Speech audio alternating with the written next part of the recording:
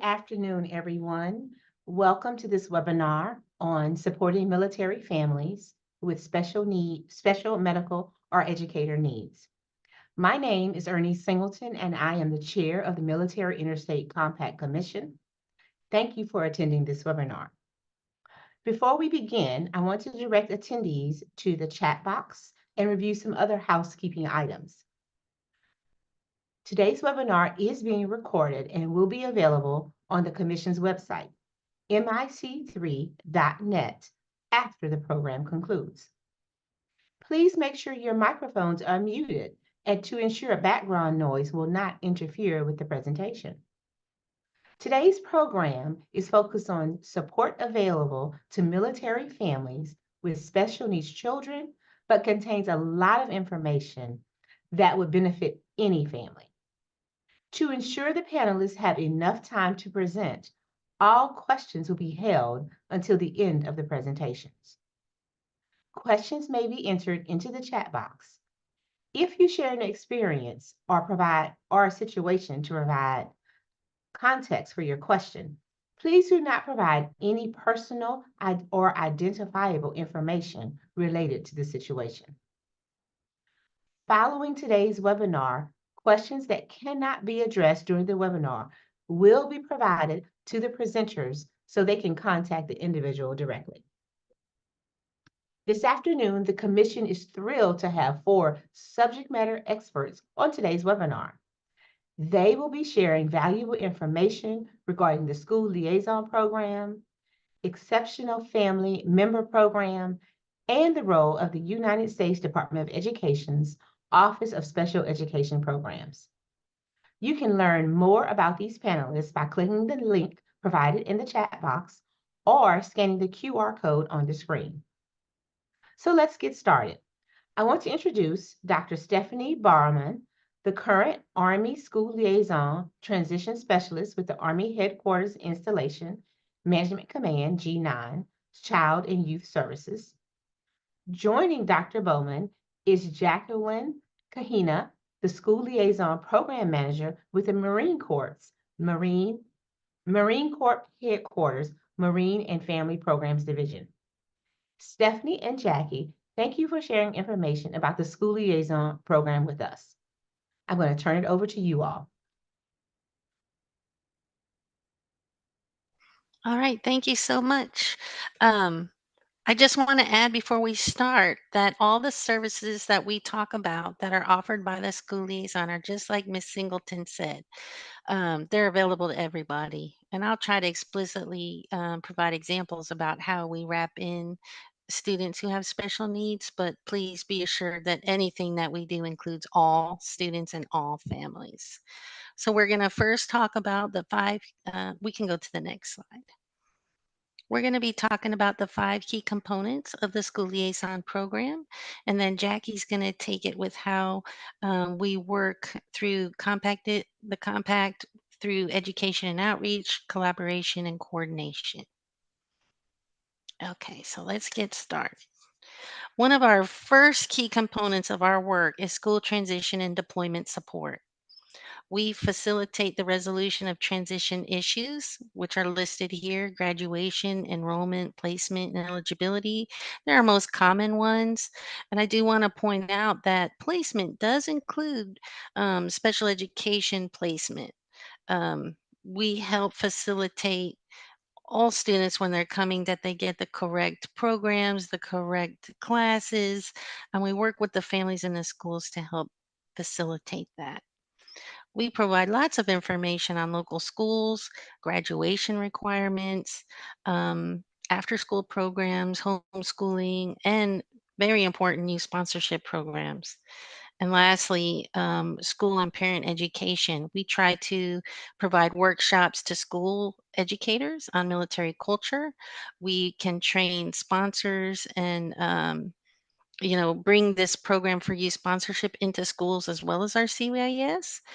We support transitioning children and youth no matter how they're transitioning, um, from school to school, from installation to installation, and even students who are moving on to post secondary endeavors.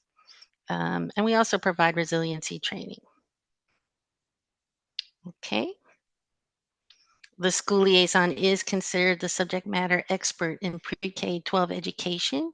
They inform leadership on matters relating to schools. They also do in emergency contingency planning. So they're really the link when something happens, if it's weather or some other issue, the school and the liaison work together to inform the installation commander. Um, and we bring information to school personnel too, events that we have on the installation, um, different policies that an installation may have related to children and youth, and also an understanding on protocols and military structures so that staff understand a little bit more about where we're coming from the installation. Okay, the next one is homeschool support. So we love our homeschool families too. So don't think that you're going to be left out if you choose to homeschool. We'll provide information on laws, resources, and programs for homeschool in the area. We facilitate the use of our facilities on the installation so that homeschool families can come in and have, especially like the computer labs. That's a great example. They can come in and utilize the Khan Academy or the College Board free resources, tutor.com. We can connect them to extracurricular sports. Um, Helping them make connections with other homeschool families is really valuable as well, especially when you're new to the area. And I do want to mention that this homeschool support also includes information about referrals to the local school if a parent feels their child may have a disability. We can connect them to the child find personnel at the school, because the school will, even though they're homeschooling, will do an evaluation to see if that child does indeed have a disability. Okay. For partnerships in education, the whole point is to improve the quality of the education, academic achievement, and enhance community relations. We do partnerships for special events like Special Olympics or Read Across America. We also have more regular, like tutoring in the school, mentorship programs. So our units will connect with schools to help in a variety of ways, however the school needs us. Use sponsorship, adopt a school, and also STEM programs we can bring into schools as well.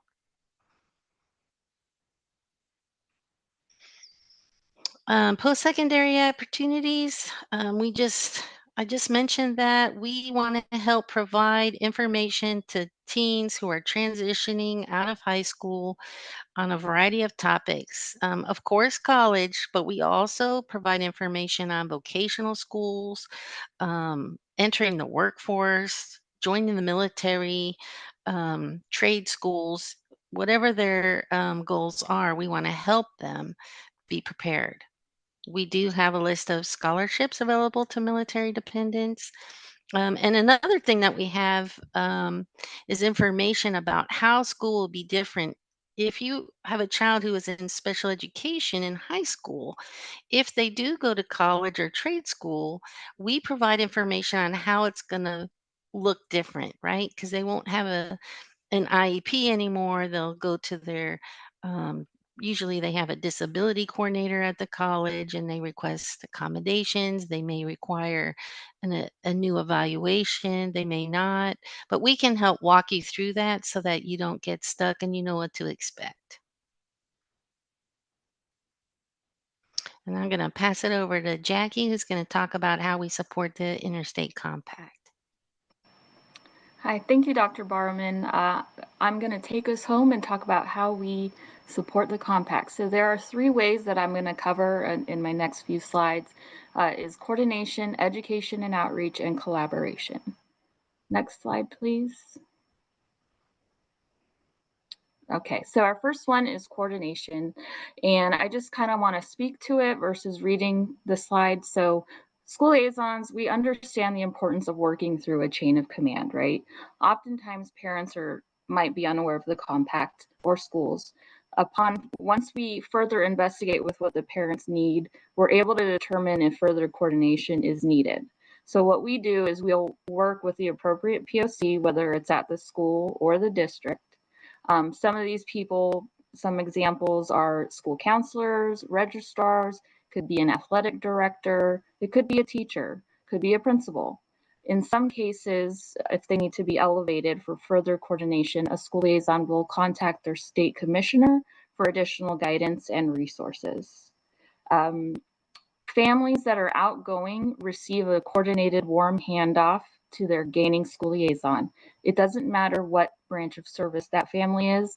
Us as a joint service school liaison team have an internal network between all of our school liaisons to make sure we can connect families to the appropriate point of contact, to make sure that they're connected with the right school system. The goal of coordination for a school liaison is to get our key stakeholders to ensure that the spirit of the compact is implemented for consistency. So the second one, go to the next one. This one's my favorite, education and outreach, because this is where we really get to engage with our stakeholders, our families, our commissioners, our schools, our community. So as Dr. Barman had mentioned before, school liaisons can provide information on local school policies, procedures related to their special education programs, as well as information on the types of programs offered in those schools. School liaisons provide MIC3 information through a variety of platforms to different audiences. It could be in person, it could be a resource table, it could be social media. You might see a school liaison at a workshop. We're everywhere. We're not just confined to being on the installation. We also go out into the community because we want to see our families and our partners where they're at. For families, you might see us at orientation or newcomer briefs at our installations where we do talk about the compact. You may see us at a PCS or permanent change of station brief where we talk about transition supports and we do mention the compact as well. That particular audience is specific for military families who are going to be moving soon.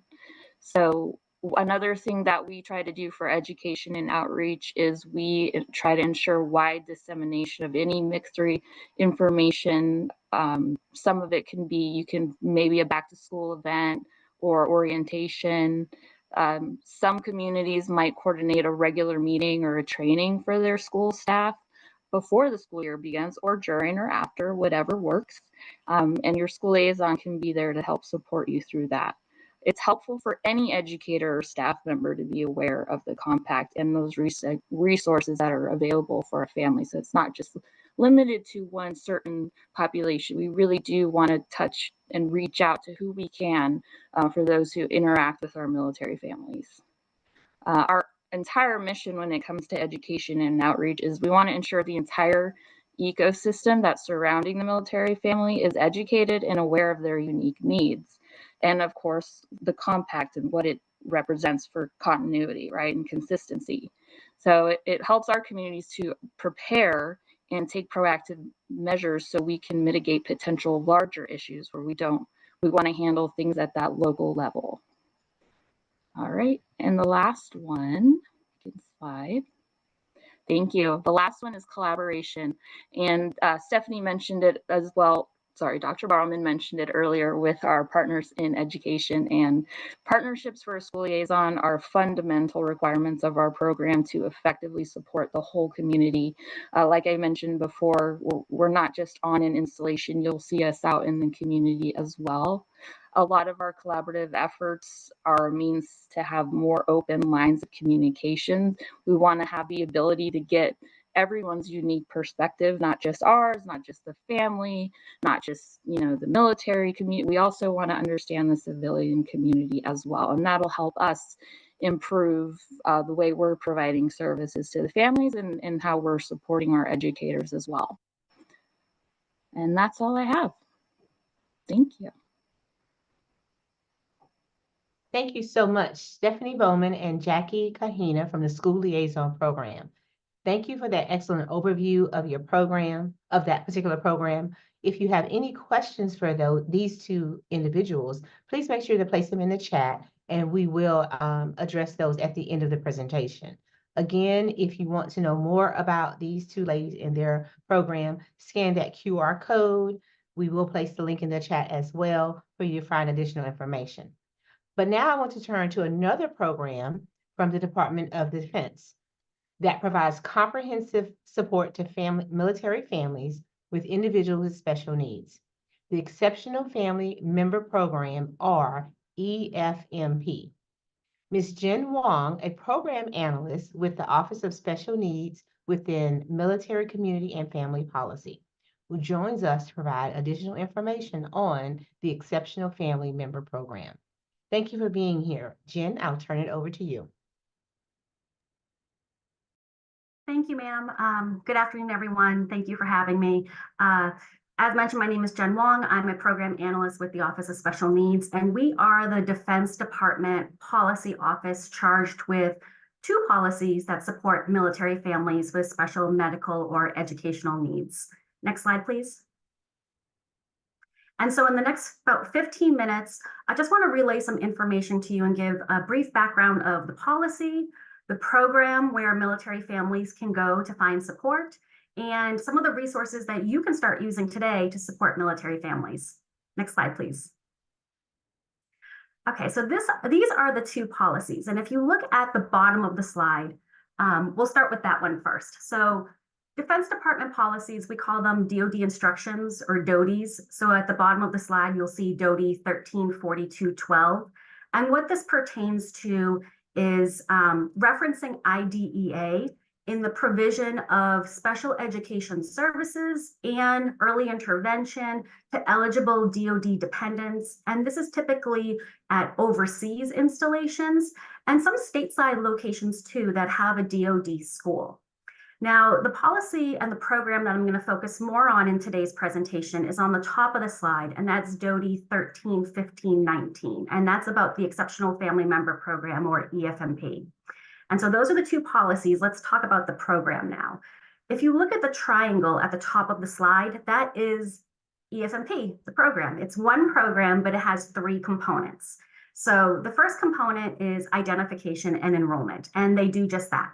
They support military families who have an eligible medical or educational need, and they support them in enrolling, in maintaining or updating their enrollment, and sometimes disenrolling when applicable.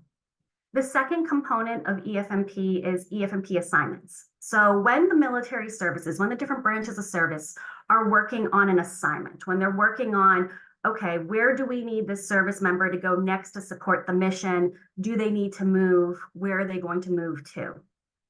EFMP assignments provide screening and consultation services, and they're going to look at that projected duty station, and they're going to look at those documented needs of the family member, and they're going to provide a recommendation on if those needs can be supported at the next duty station, if there can be availability of care and a continuity of care. And then lastly is EFMP family support. And EFMP family support actually provides so much. They provide information and referral, non-clinical case management, education and training, and that can be a wide array of services. So that can be setting up networking or informational events. That can be information and referral to community organizations or to our other DoD support providers like the School Liaisons. That can be providing a directed, targeted family needs assessment with a family to assess if their needs go above and beyond information and referral. And if so, together with the family support provider can develop a service plan. And that service plan documents those families' needs and pathways and recommendations and referrals of how to get to successful outcomes so that family can thrive. They also provide warm handoffs similar to the School Liaisons. So there's a warm handoff to the gaining installation. So that way the next EFMP family support provider will know, okay, there's a family that's inbound. This is the family's needs. Let's start working on some of that continuity of care for the whole family. And so that's just a little bit of what EFMP Family Support does. And all three of those components of the program, although separate, work in conjunction with one another to provide that well-rounded holistic support in conjunction with other support programs, in conjunction with school liaison, community organizations, relocation specialists, you have it. Just like how the school liaison mentioned earlier, it's all about collaboration to support the family. Next slide, please. So we've talked about the policy and the program. Most importantly, let's get into the resources, and you can start using these today. So the most important resource, the people on the ground, by far, that's the most important resource. The school liaisons, the EFMP family support providers, they collaborate, like I said, to provide that well-rounded holistic support to the family along with you all, okay? And so one way that after today's webinar, if you'd like to find more information, if you'd like to find who are the DoD providers closest to me, or maybe you're working with a military family and they don't know who to go to, you can go to military installations. And military installations is actually on Military OneSource, and it's a directory. It's a directory of all the points of contact, direct contact information, so helpful. Next slide. Okay, so I just mentioned Military OneSource. Now, Military OneSource is not a separate entity or a separate website of helpful information for military families. It's actually an official Defense Department website. And so at the policy office, we are having input on what goes on that site. And that is one of our mouthpieces to communicate information to families, the community, and providers. And so I just wanted to list a few resources that I think you'll be able to take away today and put into action. And the first one is the Exceptional Advocate. That is a quarterly e-newsletter with information specific to support military families with disabilities. We have the Office of Special Needs EFMP podcast. I think we have 3 seasons already, and those are some really great podcasts talking to subject matter experts. And you can find this on Military OneSource, but you can also find it, we're on a lot of different streaming apps. So if you look up one of your favorite streaming apps and keyword search for Office of Special Needs EFMP podcast, you'll find us there as well. There's e-learning courses. So Mil Life Learning is on Military OneSource, and there's some really great short, to the point, informational, self-paced e-learning courses that anyone can go on and take to learn more about the military lifestyle, special education, EFMP, and other support programs as well. There's the Education Directory for Children with Special Needs. Now, this one I feel like is sometimes underutilized, but very, very helpful. So this, again, is on Military OneSource, and it is a directory where you can look up DoD locations overseas, you can look up locations stateside, and you can find information that's specific to special education and supporting students. So for example, if you look up Yokota Air Base in Japan, you can look that up on the Education Directory and find out more about the support available at those DoD schools. If you want to look up, you're moving to Virginia, you can look up Virginia and look up different counties or the state and figure out, okay, how do I connect with the State Department of Education? What's the local PTI? What are the local organizations that can help me? How do I find the school liaison in EFMP? And so it's a really great resource for families that are moving, that are new, or maybe just need to find that information at the time, no matter what milestone they're at. There's also the Military OneSource Special Needs Consultants. So what's really great about Military OneSource is it's not just a website. There's live chat, there's video, there's phone. So there's 24/7 access on the site and to professionals as well. So this is in conjunction with the family support providers on the ground. So that way, if there's military families who aren't near an installation or they work the night shift and 1 a.m. is the only time they have available to connect with a professional, they can call Military OneSource and speak with somebody who can provide that non-clinical targeted case management and help connect them to the resources they need. And lastly is EFMP and Me. And we can go to the next slide. I have an extra slide about this one because this is the star of the show. They're all very important, but I'm going to say this is the star of the show. So EFMP and Me is a one-stop shop. And what's really great about it is it's available to everyone. So for anyone looking for information to support military families with special medical or educational needs, or as mentioned earlier, this could even be helpful for all military families based on what you're looking for. But you can go on and check it out as a service member, a family member, someone in leadership, or as a provider. And based on each user profile, it will be a unique designed experience. So what I mean by that is for the service members and the family members, when they go to EFMP and me, they're going to see checklists. So I'll give you an example. Let's say I'm a spouse and we're about to move back from Japan back to the US and we're going to go to Virginia. And let's say I have a disability and I need to make that travel. Let's say I know my spouse is going to retire after this. So we're thinking about what that transition from military benefits to civilian benefits is going to look like. And we also have a child with an IEP. I can go on EFMP and me and find a checklist for each of those criteria. And those checklists will provide simple, prioritized information and referral to help meet all of those needs. Now, if you go sign on as a leader or a service provider, instead of checklists, it will look like a dashboard. So if I were to go sign on as a service provider, I would have a dashboard that tells me all of the relevant policies, all of the applicable laws, let's say, program updates, and it would even give me information to help support families. So if I wanted to link to or email or print articles or fact sheets or send links to the e-learning or the e-newsletter, it's all there in one hub. So as a professional, I welcome anyone to go to EFMP and me, log on under the different user profiles. I know like I can log on with my personal email as a family member, but then use my work email as a provider and go see what's out there available in this one-stop shop. Okay, next slide. And that's my conclusion. I really just wanted to, my key points about the program, just 2 key points. One, to know that there is a DoD program out there that's specifically for military families with special needs.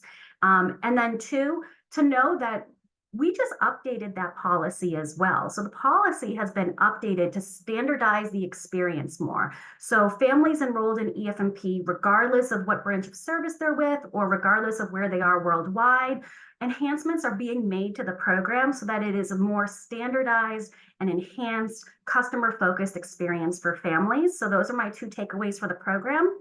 And then my takeaway for the resources are your folks on the ground and Military OneSource. Military OneSource, I think I saw some links popping up in the chat, but it also has a search function on Military OneSource, so you can search there, or you can always call Military OneSource and get one of those consultants on the line and say, I saw a webinar, I heard about these things, can you tell me? And oh, by the way, I didn't give all the resources because I didn't want to overwhelm too much, so you can even call those consultants and say, what else is there? You know, can you direct me to more? And so if you do have any questions, my contact information is on the slide, and I hope this does benefit you in your journey supporting military families. Thank you.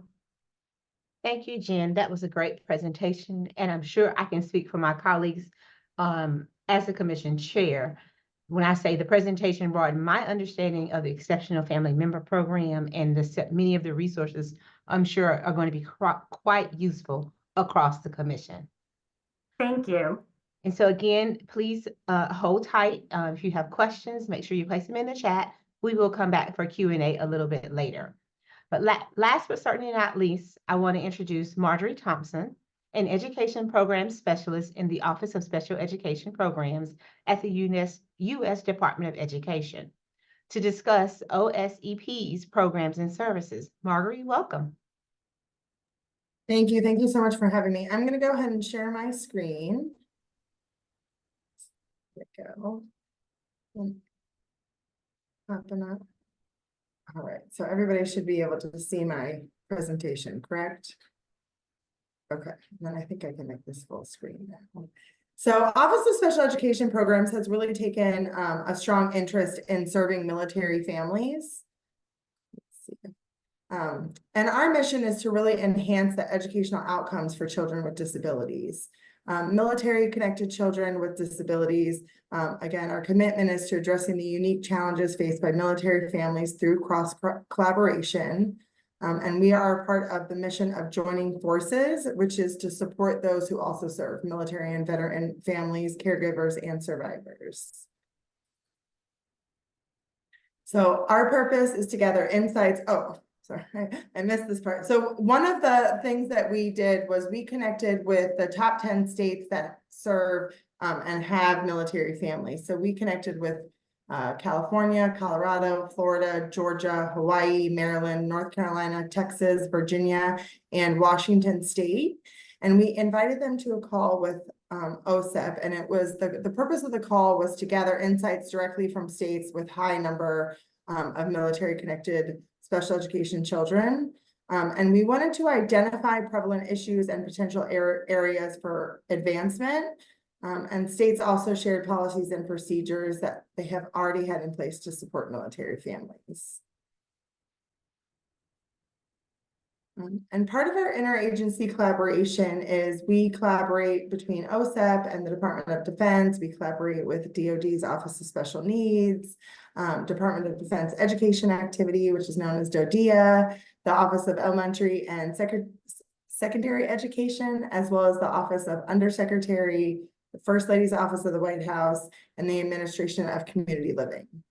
Our goal with this interagency collaboration is to streamline resource sharing and program coordination and implement joint initiatives that directly benefit special education and, more importantly, military connected children with special needs. And the impact is we want to enhance service delivery for military families. We're really trying to find the best way to make the process smoother as families PCS from different places.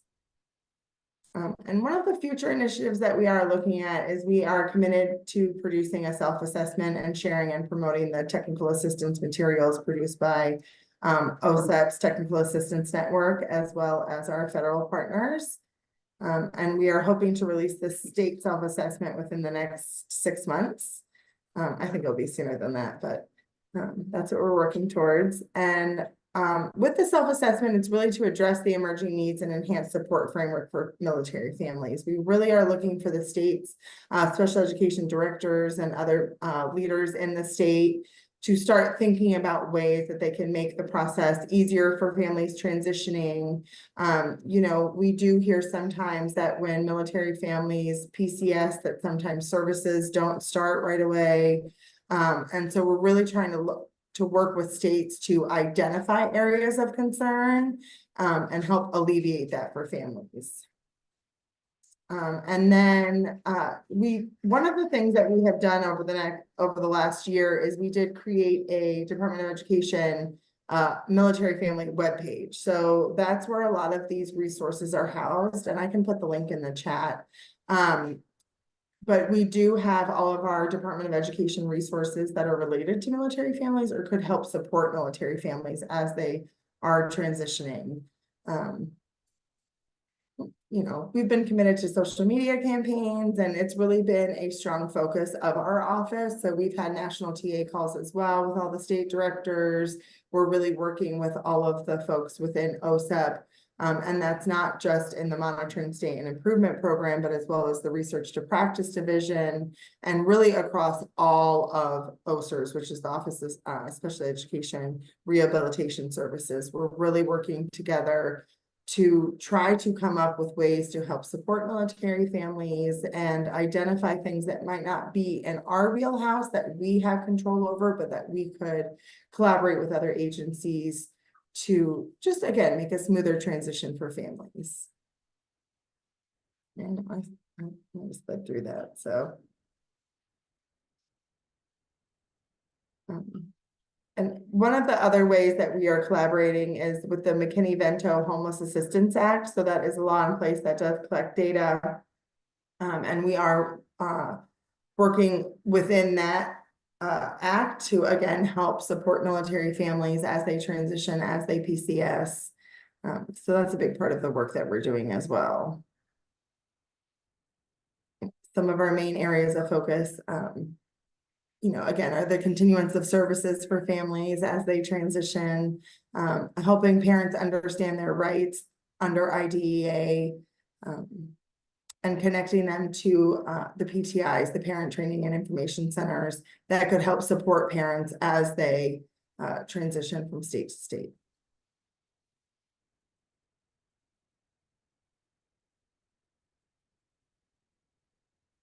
And I know I sped through that, but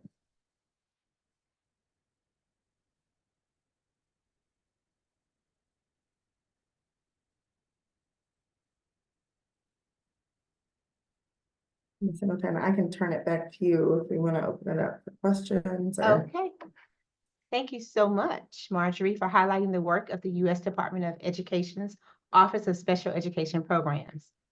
The Commission works hard and programs such as the School Liaison, Exceptional Family Member, and yours are what we focus on to assist military families. It's important to note that OSEP exists to help all families similar to the Compact, which ensures the uniform treatment of military students alongside their civilian peers.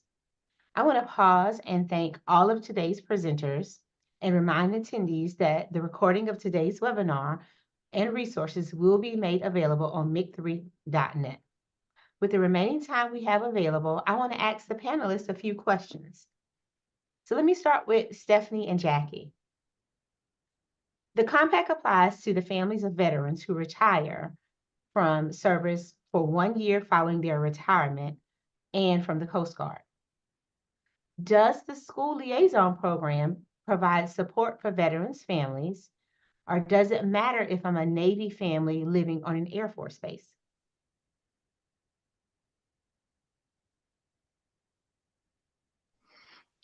Okay, I guess I'll get started.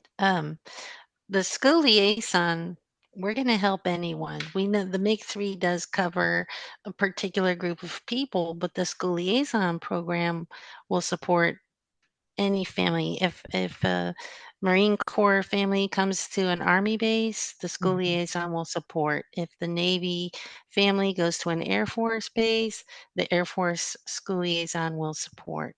And we're always willing to provide information to connect families to the correct contact. Regardless of if MIG-3 will support or not, we will support in that way. And I don't know if you want to add anything, Jackie. No, I think you got it. Good Okay, job, Stephanie. Good to know. So the key point is y'all going to provide support to all. That's great. So I think my next question is covered. Do you all support homeschool families with children with disabilities? And if so, how? Yeah, I'll take this one, Stephanie. The answer is yes, a resounding yes, absolutely. We support any family, regardless of what your educational choice is for your student. Stephanie did present a really good slide that outlines how specifically we support homeschool families. So I do know that they're going to be sharing the slides. So I would recommend using that kind of like as a little resource or like a reminder of the services that we provide to homeschool families. The biggest one is, and Dr. Barman mentioned it before, is connecting the family with the Child Find POC, educating them on different homeschool laws and policies, and then helping homeschool families connect with other homeschool families. So I think those are the top three that are common within our school liaison program. But again, I would refer to that slide because it gives you a really good snapshot of what it looks like. Okay, thank you so much. Jen, this question is for you. Is it required for military families to be enrolled in EFMP to receive support?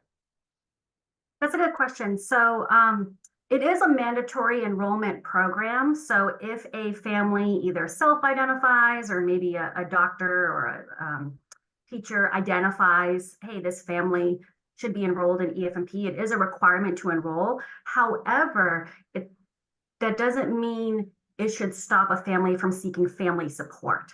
So that EFMP triangle that I showed earlier, how it's identification and enrollment, maybe while they're working that piece, and there's the assignment piece, family support is always open and available. So maybe a family isn't sure if they should enroll, maybe they're not enrolled yet. Maybe they just need a little bit of extra help or guidance or information about the process. They can most definitely reach out to a family support provider and don't have to wait for the enrollment to be complete to obtain that kind of support. Thank you. Marjorie, I'm turning to you now. Many cases that come to MIC3 to our commissioner's attention are often not compact related. However, we still try to provide support or direct families and schools to resources that could help them. Where should a school or district with a special education issue look for additional resources to assist the student or family?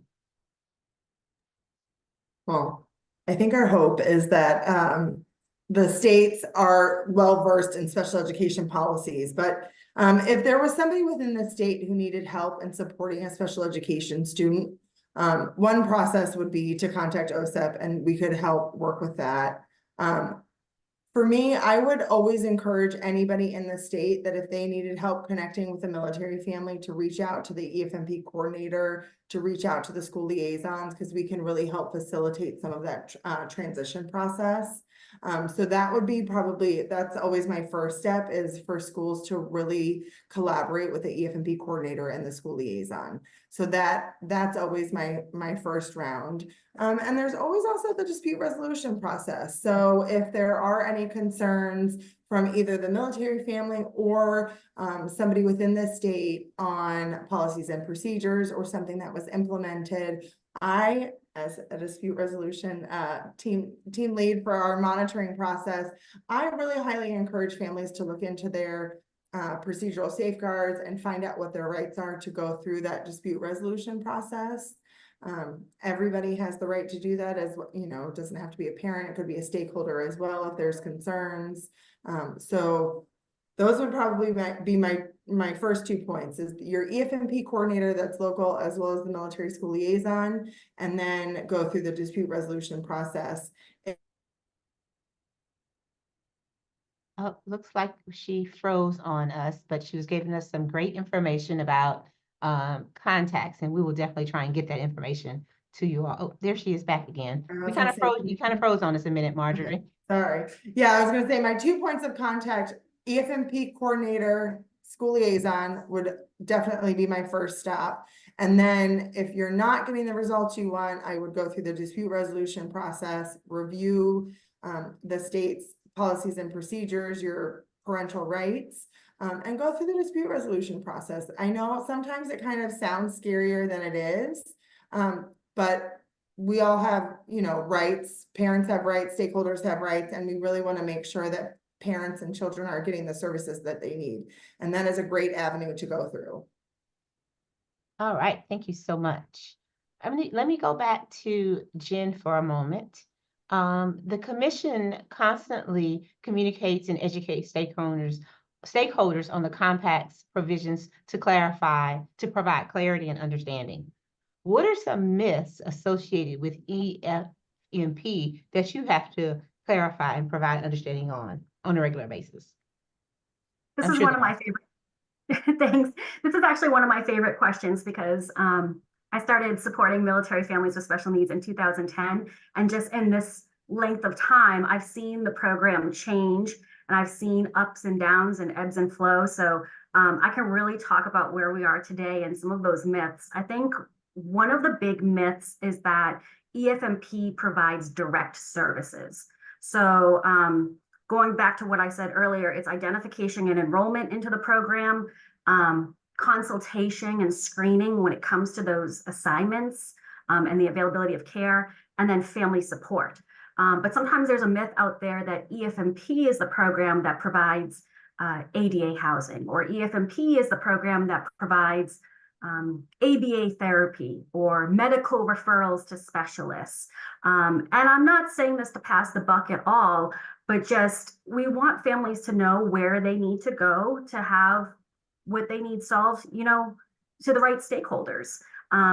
If you think about a parent who's trying to get a learning permit, you don't want to go between the school to the driving school to the DMV, and then they send you back 3 different places, right? And so we just want to educate folks, you know, we don't provide those direct services, but we're happy to point you in the right direction of who can support you with some of those requests. I think another myth might be that it's a program only for children. But we do have spouses, dependent parents, other adults who meet that criteria of having a medical or educational need. Any eligible DoD dependent can enroll.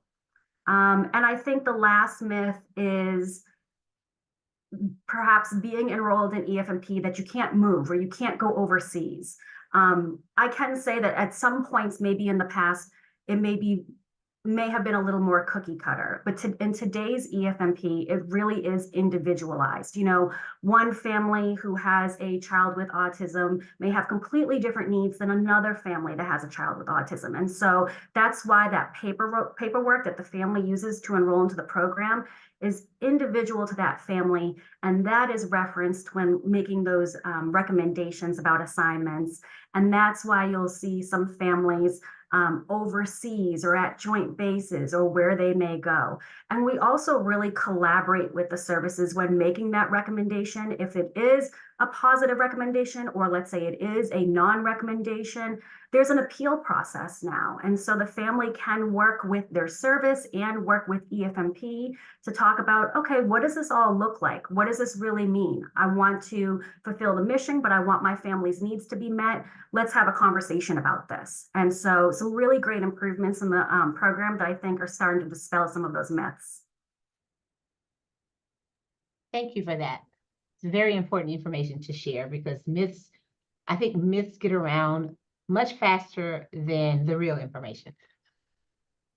I do have a question for Marjorie again, and this is about the Commission collaborated with the STOMP, our Specialized Training of Military Parents, which was formed by a Partnerships for Action, Voices for Empowerment, a federally funded parent training and information center for the state of Washington. How can families determine if their state has a similar resource, number one? And can military families access the STOMP resources even if they are not stationed or residing in Washington state?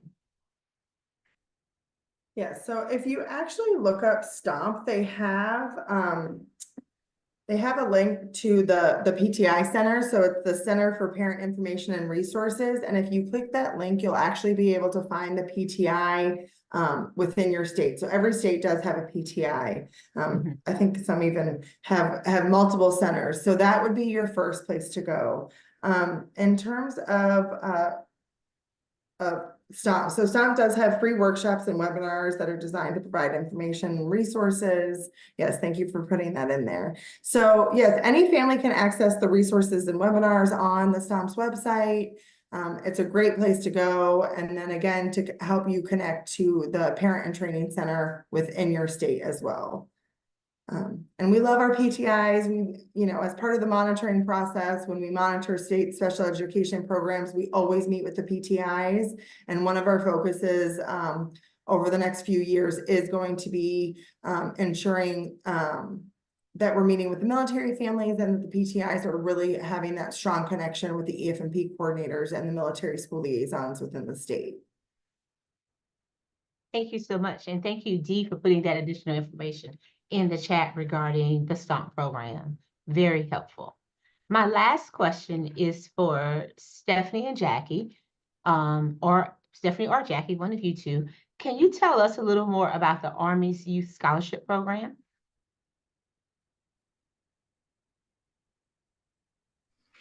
Do you mean the youth sponsorship program? I'm sorry, yes, Youth Sponsorship Program. I'm sorry. Sponsorship. Yeah, we just wanted to. I'm glad you asked me that because, and it's not just the Army's youth sponsorship programs. Other services have others, and then there's a lot of different ones. But the important part is that it's a peer-to-peer sponsorship program for transitioning families, and so I encourage all families to reach out to their school liaison, regardless of where they are, to help connect their child, including their children with disabilities, to the youth sponsorship program, because it's really nice when they're moving to have another child their age with the same types of interests to be able to answer questions. My favorite example is Like when there's a kiddo who was 7 moving, well, the adults think they're giving kids what they wanna know, but really that kid wanted to know about the slide, you know?